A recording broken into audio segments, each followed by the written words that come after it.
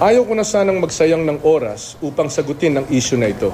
Kasama ako sa napakaraming kababayan natin na mas gustong tumutok sa trabaho tungo sa pagbabangon. Pero hindi dapat palagpasin ang mga kasinungalingan ipinakakalat sa ngayon.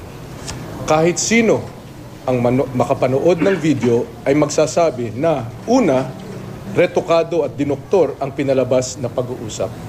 Pangalawa, sinadyang pinutol at tinanggal ang mahalagang bahagi ng pag-uusap, ang konteksto, ang kabuuan. Kung sino man ang gumawa ng video na ito, alam na agad ng tao na may masamang balakin at pag-iisip ang taong ito.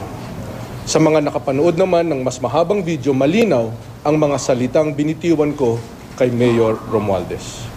Ang nais ko lamang gawin, linawin ang hatian ng trabaho at pananagutan ng bawat isa. Sinabi niya, sinabi ng kanilang city administrator, sinabi ng kanilang mga local officials, malaking dagok ito sa amin, hindi namin kaya ito. Kami na raw ang bahala, meaning national government. Para malinaw, sinabi ko na sumulat siya para walang turuan at walang sisihang balang araw. Ito na nga, nangyayari na ngayon ang turuan at sisihan. Nakakahiya na sa taong bayan dahil sa buwis nilang nanggagaling ang lahat ng klaseng tulong na binubuhos natin sa Tacloban at sa kabuuan ng Visayas. Kasama din dito ang mga tulong mula sa iba't ibang bansa. Malinaw na ang layunin ng malisyosong video na ito ay pagtakpan ang sariling kapabayaan ni Mayor Romualdez bilang halal na opisyal at upang ibaling ang sisi sa national government. Mismong si Mayor ang lumabag sa kautusan niya na lumikas ang mamamayan palayo sa mga danger zones. Nilabag din niya ang kautusan niya na kung code blue sa panahon ng kalamidad, lahat ng opisyal ng City Hall ay dapat na pisikal na sa operation center sa City Hall. Akin ding napag-alaman na matapos ang Yolanda hanggang sa ngayon, ang mga mahalagang konseho tulad ng Sangguniang Panlunsod, City Disaster Risk Reduction and Management Council at City Peace and Order Council ay hindi pa rin pinupulong para sa disaster response. Nakikisimpatiya ako sa iyo, Mayor Romualdez, dahil biktima ka din ni Yolanda, kagaya ng inyong mga kababayan at iba pang mga kababayan natin sa Visayas. Ngunit, hindi habang panahon na ikaw ay biktima. Panahon na para tumindig ka at pangunahan ang pagbabangon ng iyong syudad.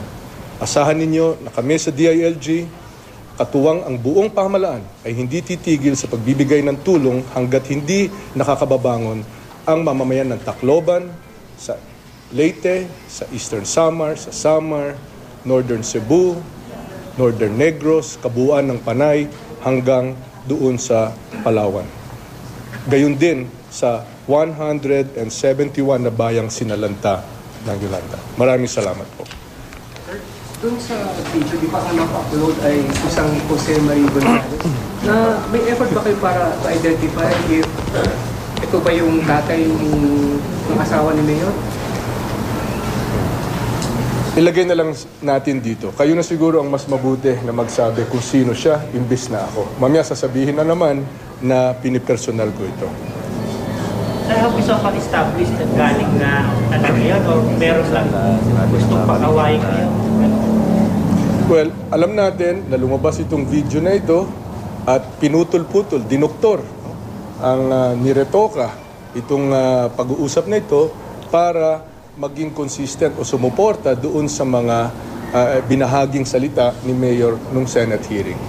Pero kung sino man ang nakapanood ng kabuuang video na ito at kung sino man ang nagnanais na mabasa ang buong transcript ng 51 minutes na ito, makikita yung konteksto, makikita yung kabuuan at makikita na hindi ganun ang aming pananalita.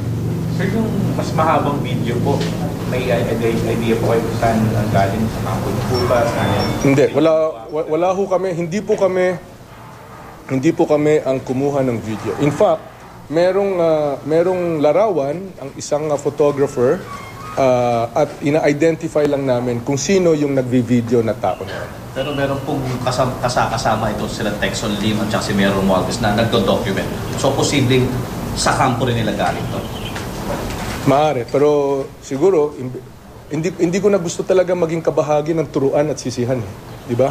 Ang punto dito ay malisyoso itong video na ito eh.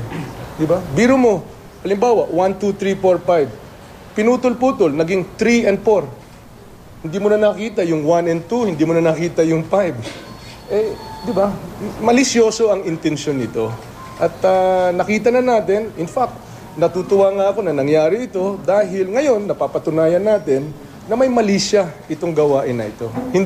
Hindi paghahanap ng katotohanan. Kung katotohanan ang hinahanap dito, bakit hindi i-upload yung kabuuan? Kami mismo, meron kaming transcript. Nagmula doon sa transcript, yung binasa ko sa inyo kahapon. Walang dagdag, walang bawas. Kung ano lang ang totoo. Kaya ngayon, kitang-kita, nahubaran, yung masamang balakin nitong mga gumagawa nito na may mali siya ito.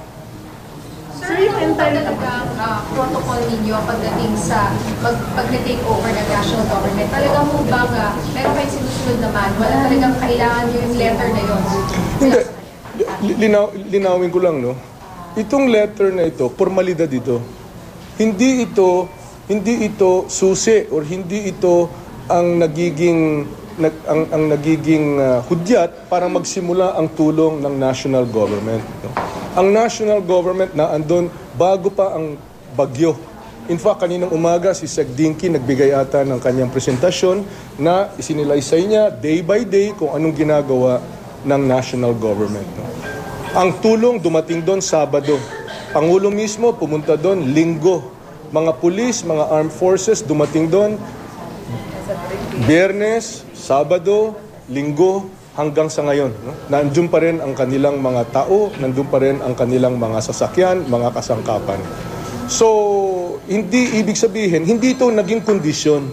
Ito'y formalidad lamang dahil nga iniiwasan natin yung nangyayari ngayon. Sasabihin, hindi nyo kami tinulungan. Matagal nga natin hinihingi, ano ba ang tulong? Pwede bang ilista ninyo kung ano yung pangangailangan ninyong tulong? Tulad ng ginawa halimbawa doon sa Zamboanga. Di ba? Sa Zamboanga, malinaw na malinaw. Sinabi doon ng konseho, sinabi ng mayor. No?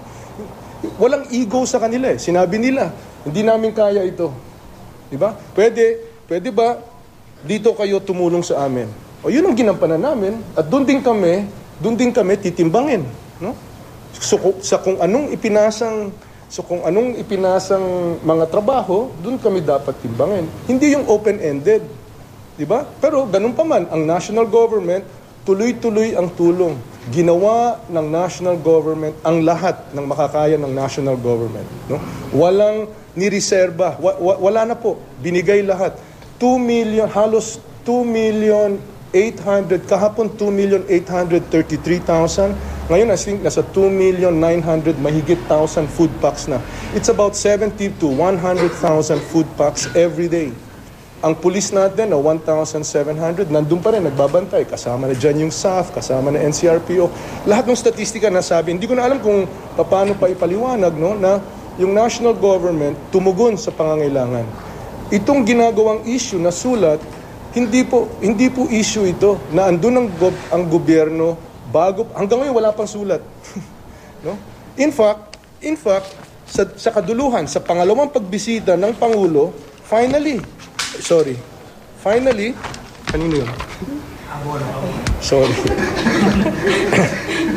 Finally, gumawa ng sulat ang City Disaster Risk Reduction Management Council na hindi naman nila pinirmahan, na dito sinasabi nila, kaya na namin ang pamimigay ng pagkain. Ito, bibigyan ko kayo ng kopya nito, no? Oh. Pero, yung cleaning at clearing, DPWH at MMDA, cadaver collection, BFP, National Bureau of Investigation, Philippine National Police, SOCO, in cooperation with Tacloban City Government, Health. Peace and order, maintenance of peace and order in the city shall continue to be the Philippine National Police, PNP's responsibility. So, yun naman lang simple nito eh. Diba? But sir, the letter, that's SOP. Hinihingi niyo Yes. tuwing may disaster na ganyan. Hindi, hinihingi ito kung sinasabi ng lokal, hindi namin kaya ito. Kasi may protocol yan eh, di ba? Kung ayon sa protocol, supposed to be ang first responder are the LGUs, either municipal or city government. Sila dapat ang rumeresponde. Sila yung may calamity funds. Sila yung may contingency funds. Sila lahat ito. augmentation yung national government. Pag sinasabi ng lokal, hindi namin kaya ito, tumba kami, nasalanta kami, pwede ba pumasok kayo? Ito, formalidad ito. Uulitin ko, hindi ito susi, hindi ito starter, hindi ito yung hudyat sa pagsisimula ng national government. No? Pero ito ay formalidad dahil lahat tayo may pananagutan. Hindi pwede na blank check. Diba? Kung ano man, ibibigay kung anong tulong, kung yung tulong na hiningi. Mamaya sasabihin, hindi namin hiningi yan, ba't nyo binigay yan? Hindi namin ginusto ito, bakit nyo inagaw yan? By the way, nasa tape yan, nandun sa video yan. No? Sinabi ko, the President is being very careful because he does not want to be misconstrued. Ayaw niya malagyan ng kahit anong kulay, kahit anong bahid ang mga hakbangin. Pero hindi ibig sabihin na walang tulong hanggang nagkaroon ng sulat. Hanggang ngayon wala pa nga sulat, pero tuloy-tuloy ang tulong. Ano kung batas galing yun? Sa National Dream Sea Law at saka nasa code, nasa operating manual or code manual ng Dream Sea. Ginawa yun doon sa Zamboanga dahil sinabi nila hindi namin kaya ito, pwede ba mag-take over kayo? Yun din ang sinabi ng lokal. No? So nung sinabi ng lokal, pwede ba mag-take over kayo? Aba, mahirap na pumasok sa isang lugar na hindi formal na mag-take over kayo. By the way, hindi ibig sabihin na isinasantabi ang mayor. No? Mayor Beng Climaco was never removed as mayor. She's still the mayor. All other functions of the mayor, all other duties, all other authorities and responsibilities of the mayor continues. Doon lang kami magte-take over sa mga bagay na sinabi ng local government, etong mga bagay na ito, hindi namin kaya. Halimbawa, doon sa Zamboanga, sabi ng mayora, hindi namin kaya tugunan itong putukan na ito. Pwede ba sa law and order, sa peace and order, sa security, sa pera, sa pag-secure kasi nasa loob doon yung Bangko Sentral, etc., kayo mag-take over. Malinaw, no? So, dito, yung sinasabi nilang di namin kaya ito, take over kayo, kayo na, no? Nililinaw lang natin saan. Ganun pa man, nakatutok ang national government, nagpadala ng security, nagpadala ng sundalo, nagpadala ng mga truck, nagpadala ng pagkain, nagpadala ng lahat, no? Na sa akala namin, ang pangangailangan. Kasi wala nga kami natatanggap, ano yung pangangailangan sa baba? Ano sa paningin ninyo ang pangangailangan ninyo? Yun ang hinihingi namin eh. Di ba? So, gagawin lang namin kung ano yung nakikita namin o ano sa akala namin ang pangangailangan. Dahil wala nga formal, ito yung pangangailangan namin. Di ba? Mamaya, magtuturuan. Ba't di nyo ginawa ito? Hindi nyo naman hiningi eh. Di ba? Sinabi namin, mag-take over kayo. Di ba? Yan ang iniiwasan natin eh. Kaya, wag natin intrigahin, wag natin baluktutin itong prosesong ito. Ito'y paglilinaw para sa hatian ng trabaho, hatian ng pananagutan. Kung sabihin nila, hindi namin kaya lahat, tutugon ng national government. Kung sabihin nila, tulad dito, kaya na namin lahat, ito lang hindi namin kaya, clearing and cleaning, cadaver collection, peace and order, o di doon kami tutugon. Yung po bang paghingi ng protocol set ay sa Tacloban lang, o humingi ng protocol sa ibang lugar na natin? Hindi humingi dahil yung iba hindi nagsabi na hindi namin kaya ito. In fact, doon sa Ormoc, sabi ng Mayor Cudilla, tinamaan kami pero kaya namin ito. Lahat ng gobernador, no? Kaya namin ito. Yung mayor ng Giwan, kaya namin ito. Tatayo kami. Di ba? Yung mayor ng Palo, Mayor Padilla, mahirap ito. Doon siya nakatira sa kanyang munisipyo, kaya namin ito. So anong may tutulong namin? Pwede ba pagkain lang? Security. O di okay. Di ba? Anong parang ginagawa ng malaking bagay yung wala naman talaga eh. Ang punto dito ay dumating ba ang tulong o hindi? Dumating. Dumating ba in a timely manner ang tulong sa abot kaya ng national government? Dumating. Tandaan ninyo, no?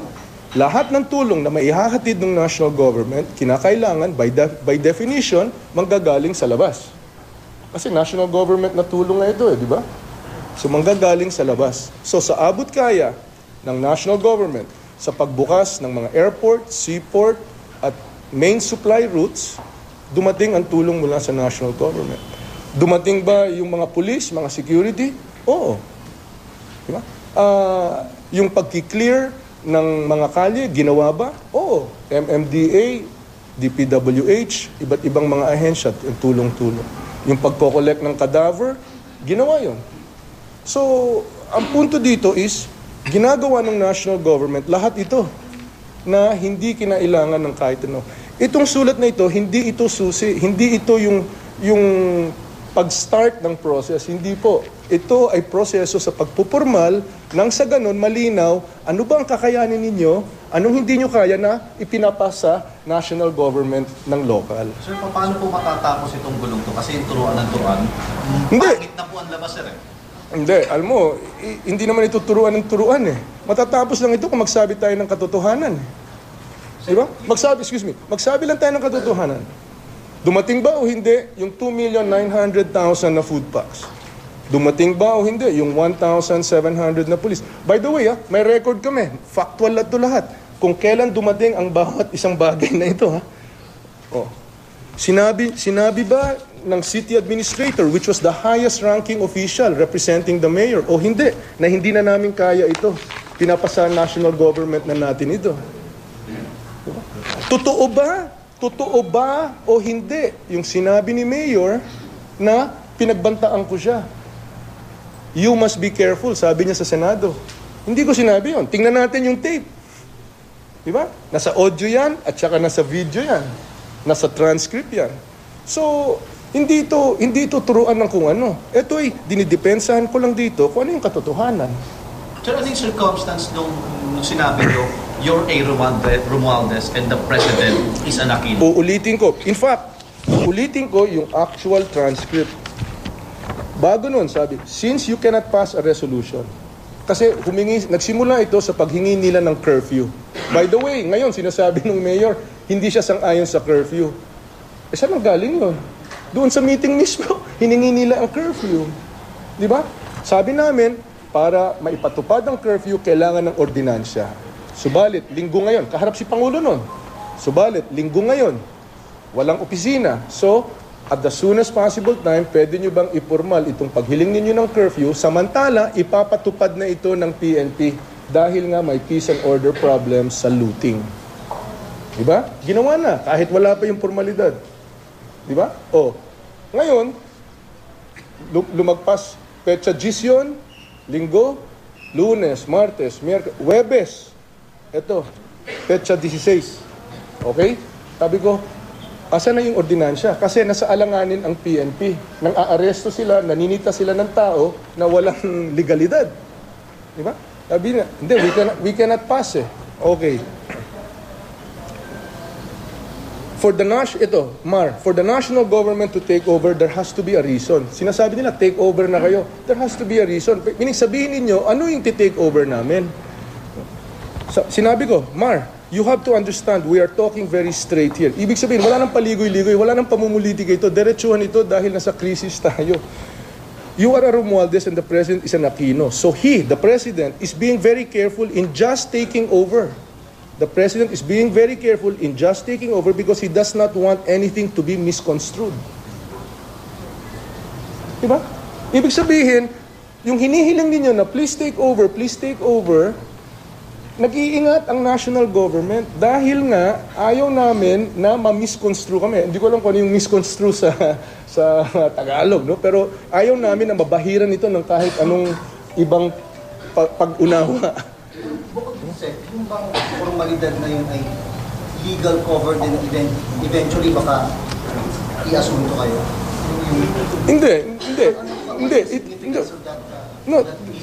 The piece of paper clearly says the purpose is, what is it that you want us to take over? Para, mamaya, hindi nyo pwede sabihin tulad ng sinasabi ninyo ngayon, Mayor, na hindi namin kayo natulungan. Di ba? But is that in the law? Is there a law? There is a procedure manual that is pursuant to the law. What procedure manual? There is a National Dream Sea. You can go to OCD Director Ed Del Rosario. Sir, parang naging moot siya, sir. You've been giving us the facts. We're mere observers here. Is it an attempt from your camp to finally clear things out with the mayor himself or his camp? No, all of these things came out in a Senate hearing by surprise. I mean, we are just responding to all of these untruths that are being said over the air. The YouTube Was that put up in good faith? Yung YouTube na pinutol-putol, dinoktor, good faith ba yon? Honest effort ba yon? Or nagkaroon ng mali siya yon? Bakit hindi yung kabuuan? Yung sa kabuuan, makikita, there was never you have to be careful. I said, the president, has to be careful because he is in taking over na hinihingi ninyo because he does not want anything to be misconstrued. Diba? By the way, dito sa dulo, no?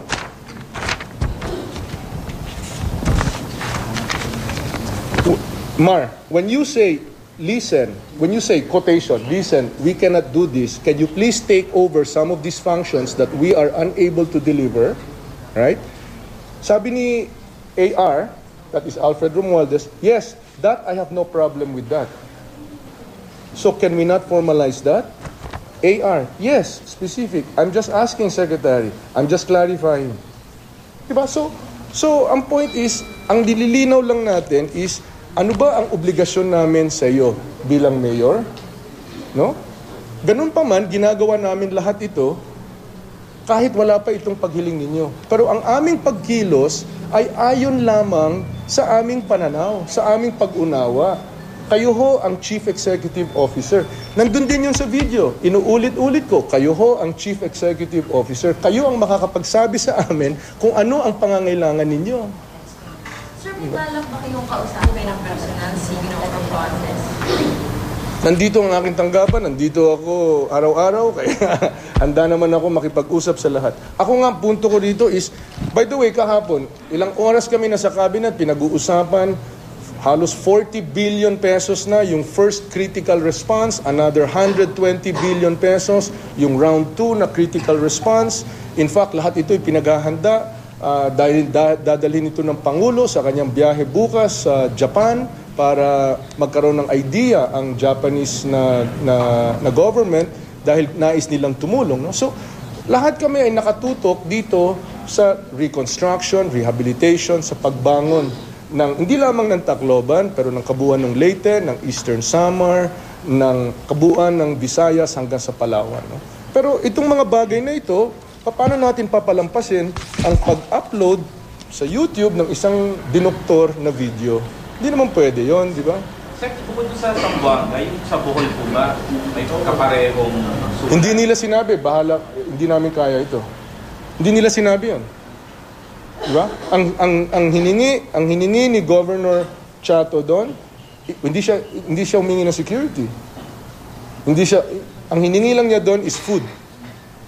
No? Which is the normal, and in fact, yung unang mga pagkain na lumabas is the Provincial Dream Seafood Package. Augmentation lang yung sa DSWD. Labas po ba siya ng request yung office na Bohol po na kailangan namin ng food? Oh, yan. Sa DSWD yun. Sa DSWD? Sa DSWD. Sir, under your watch, ang pag-uusapan po natin natural calamity. Ito lang po yung first time na nagkaroon ng problema sa ganito na hiningan. 171 na mga bayan ang simpleng-simple na nagkaroon ng kooperasyon. 171 ang bayan na dinaanan ni Yolanda within 50 kilometers left and right sa kanyang center path. 171 municipalities yun. No? Including cities na yon. So dito lang tayo nagkakaroon ng ganito. Bakit? Hindi ko alam. Ang punto dito is, siguro, kung sino nagsimula nito, ang dapat ninyong tanongin. Lahat ng sinasabi ko dito, backed up by facts, backed up by data. Sir, sa last meeting, parang yung relief distribution yung sa Tacloban. So, at this point, Sila? nag-take over na ba lahat ng reconstruction sa Tacloban? Hindi pa. Tuloy yung trabaho. Nandun pa rin ang PNP augmentation. Nandun pa rin ang mga truck ng DSWD. In fact, ang ginagamit ng DSWD ay Air 21, yung mga dinonate na private trucks ng Air 21. Yun ang kanilang ginagamit sa paghatid. Yung hinihingi na pagkain, I think it is about 30,000 food packs every day or every other day, hindi ko lang alam yung detalye, dinideliver yan sa city ng DSWD. So, bukod doon, kung meron pang ibang humihingi, tinutugunan din ng DSWD. Diba? Nasa relief distribution pa rin ba silang yung inassume nilang ano? O may mga halos karamihan na ng Walang ibang bagong notisya, kaya patuloy natin ginagawa ito. Sir, after this, ano Okay? ano yung plano natin after this? Baka bukas may lumabas na naman o are you planning Ako to naman, take legal actions Hindi, against? para sa akin naman is, basta totoo ang lumalabas, no comment ako di ba? I think, pawang, nakita naman ninyo, ikaw mismo, Cecil, nakita mo yung 18 seconds, nakita mo yung 40-something, ha? 43 minutes. Okay, so nakita mo. So, yung 18 seconds na yun, dinoktor, in-splice o hindi? I mean, you're a intelligent, kayo mismo magsabi. Oh. So, kayo na lang magsabi. I mean, wag niyo na kami pasabungin, kayo na mismo magsabi na mukhang spliced ito. Diba? Kasi kami, sasabihin lang namin kung anong katotohanan. Sir, binanggit niyo po kanina na kampo ni Mayor Romualdez yung... Well, hindi ba si Cecil mismo nagsabi na uploaded by... si Errol nagsabi. Sorry. Si Errol nagsabi na uploaded by... Ipapatawag niyo po ba siya para ipaliwanag kung sa kanya pa talaga Ano na po o yung plano? paano niyo May legal ayusin action yung po gusto? Hindi na, wala, napaka-useless na gawain yan di ba? Ang akin naman lang, nandito naman lang ako, humaharap para sabihin ang katotohanan. Sir, you've been talking about... Sa isang sitwasyon daw, ito po yung naririnig na po. Okay. Sa isang sitwasyon na napakagulo na po. Kung formalidad lang naman sa document na yun, bakit kailangan pa pong i-insist na? Alam mo, Jun, mali din yan Dahil dumating ba ang tulong? Hindi. Tumigil ba ang tulong? Hanggang ngayon walang pirma, ha? Tumigil ba ang tulong? Hindi. Dumating ang tulong, Ninya. Di ba? I mean, hindi ko maunawaan talaga yung issue dahil bakit pinupuntirya itong sulat na ito when in fact, ang tulong ay dumating. Kahit walang sulat. Hanggang ngayon walang pirma ito, ha? Ito lang yung indikasyon namin ng kanilang pangangailangan at kung anong nakikita namin sa aming mata, anong nadidinig namin sa aming tenga. Hindi kaya nararapat lamang ng sabihin ng lokal, dito kami, nasalanta ang aming truck, wala kaming kakayahan na maglinis ng kalye. Pwede ba tulungan mo kami dito? Anong sama nun? Sir, in hindsight, you think, considering the devastation that happened in Tacloban, at that point, do you think it was, appropriate or morally, No, I right think- to ask that question, given the devastation? And why, Romualdez kasi said that it's been politicized, so why even mention that he's a Romualdez and the president is an Aquino at all? Because Ninya, precisely this is what I wanted to avoid. What is the statement of the Mayor Romualdez in the Senate? Under oath, I assume. I was a senator, all testimony there is under oath. Hindi kami natulungan ng national government. You can check in your own station records. Did he or did he not say that? Hindi kami natulungan ng national government. Anong sagot ngayon dito sa number of dump trucks, number of police? Meron bang report ng looting after Monday? After nagpasok tayo ng SAF, ng ano? So, yan ang dahilan kung bakit, di ba? Exactly itong iniiwasan natin. Di ba? Hindi ba reasonable na... Couldn't take that back, sir, what you said about him being Romualdez and the president being Aquino. Is he not Romualdez? Is he or is he not? Am I not stating a fact? Hindi ba fact yan? Pambobola ba yun? Hindi. Kinukulayan ko ba siya? Di ba? Nandito tayo, nasa gitna tayo ng kalamidad. Di ba? Kaya sinabi ko dito para there's no misconstruing, para malinaw, para walang turuan, walang sisihan, para hindi nga mangyari ang nangyayari ngayon. Hindi nyo kami natulungan dahil hindi nyo kami kapartido. Di ba? Yun ang, parang ang linaw-linaw naman no? Na dumating ang tulong, walang limitasyon, dumating ang tulong, all out, walang formalidad, walang hiling, pasok ang tulong. 6 days later, this is November 14, dumating finally yung meeting namin na pwede nyo bang ipormal dahil for 6 days sinasabi ninyo take over, hindi namin kaya ito. Pwede nyo bang ipormal? By the way, on day 1 dumating ng tulong. Day 2, day 3, day 4, tuloy-tuloy ang tulong. So I think it's a little bit unfair to say na parang or to imply that this became a key before the help came. Hindi tama yun. No? So is that November 14 meeting was the first time you sat down with Mayor Romualdez to pag-usapan yung delineation ng trabaho? No. I think that in the early days, we sat down, there were discussions about, nagsimula ito sa curfew. Nagsimula ito sa curfew. Yung discussion with the mayor himself or the city administrator? No, subsequently with the mayor also. No, pero in the interim days, no? Mukhang ilang araw na nakausap si mayor. Maybe President was there Sunday, day 2. Maybe Monday, Tuesday, I don't know anymore. I have to go through my records. But these were all informal discussions. So hindi siya first time yun na nag-usap pa paano nyo hatiin yung trabaho? Hindi. Hindi yung November? Hindi. No. I mean, at hinihingi namin, nililinaw lang namin, mamaya sisingilin nyo kami. Tulad ng sinisingil niya sa administrasyon ngayon. Hindi nyo kami natulungan. Sir, being the DILG secretary, do you have parang the authority to summon secretary? Aksaya ng panahon. Alam mo, aksaya ng panahon nito, napakalaking trabaho ang pagbabangon muli ng Tacloban, ng Leyte, ng Eastern Samar. This is all, kaya ako asiwang-asiwa ako dito. Kung hindi so clear na kasinungalingan ito, hindi ko naman papatulan ito eh. Pero talagang hayag na dinoktor yung video eh. Di ba? So, hindi naman pwede na pabayaan lang natin yung pagbabaluktot sa katotohanan ay manaib.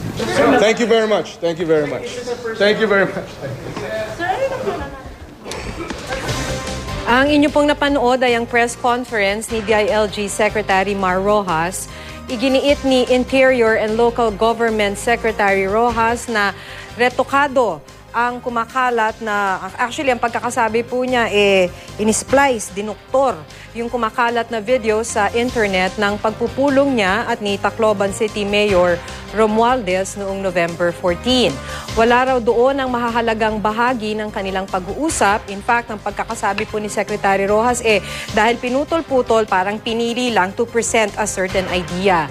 Ang hinihinging sulat daw mula kay Romualdez ay formalidad lamang, pero naiparating na daw ng national government ang tulong sa tamang oras.